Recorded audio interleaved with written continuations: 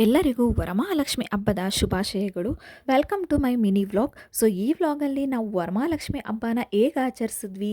So ಈ ಹಬ್ಬ ನಮಗೆ ತುಂಬಾ ಸ್ಪೆಷಲ್ ಆಗಿತ್ತು ಈ ವರ್ಷ. ಯಾಕೆ ಅಂದರೆ ನಮ್ಮ ಪಾಪು ಜೊತೆ ಇದೇ ಮೊದಲನೇ ಬಾರಿಗೆ ಹಬ್ಬನ ಆಚರಿಸಿದ್ವಿ. ನಾವು ನಮ್ಮ ಮನೆಯವರು ಕೂಡ ರಾತ್ರಿನೇ ಎಲ್ಲ ದೇವರಿಗೆ ರೆಡಿ ಮಾಡಿ ಬಿಟ್ಟಿದ್ವಿ. ಸೊ ಬೆಳಗ್ಗೆ ಬೇಗ ರಂಗೋಲಿ ಎದ್ದು ಹಾಕಿ ಅಲ್ಲಿಂದ ಬೆಳಗ್ಗೆನೆ ದೇವಸ್ಥಾನಕ್ಕೆ ಹೋಗಿ ಬಂದ್ವಿ. ಸೊ ನಮ್ಮನೆ ಹತ್ರ ಇರೋ ಚಾಮುಂಡೇಶ್ವರಿ ದೇವಾಲಯಕ್ಕೆ ನಾವು ಯಾವಾಗಲೂ ಹೋಗ್ತಾ ಇರ್ತೀನಿ. ಸೊ ಶುಕ್ರವಾರ ನಾನು ಮಿಸ್ ಮಾಡಿದೆ, ಆದಷ್ಟು ಹೋಗ್ತೀನಿ.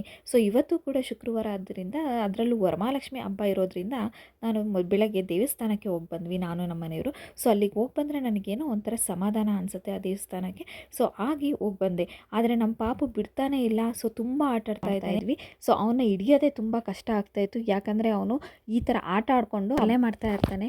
ಸೊ ಹಾಗಾಗಿ ಹಬ್ಬ ಮಾಡೋದು ನಮಗೆ ತುಂಬಾ ಕಷ್ಟ ಆಯಿತು. ಸೊ ನಾವು ರಾತ್ರಿನೇ ರೆಡಿ ಮಾಡೋದ್ರಿಂದ ಸ್ವಲ್ಪ ಬೆಳಗ್ಗೆ ಈಸಿ ಆಯಿತು ಅಂತ ಅವನಿಗೆ ಬೇಗ ಸ್ನಾನ ಮಾಡಿಸಿ ಫ್ರೆಶ್ ರೆಡಿ ಮಾಡಿದೆ. ಇದ್ರ ಜೊತೆಯಲ್ಲಿ ದೇವ್ರಿಗೆ ಅಲಂಕಾರ ಕೂಡ ಮಾಡ್ತಾ ಇದ್ವಿ. ನಮ್ಮ ಮನೆಯವರು ಕೂಡ ದೇವ್ರಿಗೆ ಅಲಂಕಾರ ಮಾಡೋದ್ರಲ್ಲಿ ತುಂಬಾ ಹೆಲ್ಪ್ ಮಾಡ್ತಾಯಿದ್ರು. ಸೊ ಹಾಗಾಗಿ ಬೇಗ ಸ್ವಲ್ಪ ರೆಡಿ ಮಾಡಿದ್ವಿ. ಸೊ ಇದ್ರ ಜೊತೆ ನಾನು ಅಲಂಕಾರ ಮಾಡ್ತಾ ಅಡುಗೆನೂ ಮಾಡಿದೆ.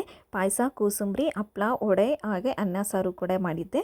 ಸೊ ಈ ರೀತಿ ನಾವು ದೇವರಿಗೆ ಅಲಂಕಾರ ಮಾಡಿದ್ವಿ. ಸೀರೆ ಎಲ್ಲ ದೇವರಿಗೆ ನಾನು ನಮ್ಮ ಮನೆಯವರು ಸೇರಿ ಉಡಿಸಿದ್ವಿ. ಸೊ ಆ ವಿಡಿಯೋ ನನಗೆ ಮಾಡೋಕ್ಕಾಗಿಲ್ಲ, ಯಾಕಂದರೆ ಪಾಪು ಮಲಗಿದ್ದ ಅಷ್ಟರಲ್ಲಿ ನಾವು ಸೀರೆ ಎಲ್ಲ ಉಡಿಸಿ ದೇವರಿಗೆ ಅಲಂಕಾರ ಮಾಡಿದ್ವಿ. ಸೊ ಸಂಜೆ ಮುತ್ತೈದೆಯರಿಗೆ ಅರಿಶಿನ ಕುಂಕುಮ ಕೊಟ್ಟು ದೇವರಿಗೆ ಪೂಜೆ ಮಾಡಿದ್ವಿ.